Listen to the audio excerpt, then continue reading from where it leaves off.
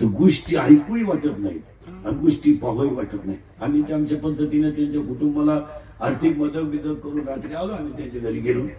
आई वडील एकदम तरुण आई, एकदम तरुण आई आहे, वडील तरुण आहेत.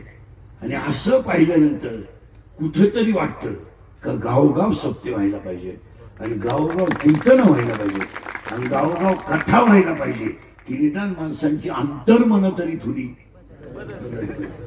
आज ज्ञानेश्वरी गाथा जर नसला पाहिला आणि शेजारी शेजारचं त्या मुलाचं घर त्यांच्या शेजारीचे ते आम्ही पाहिलं. गेल्यानंतर रात्री मी 2 वेळा गेलो. रात्री कीर्तनाला जाताना गेलो, परत येताना आलो धुळ्याच्या रोडला.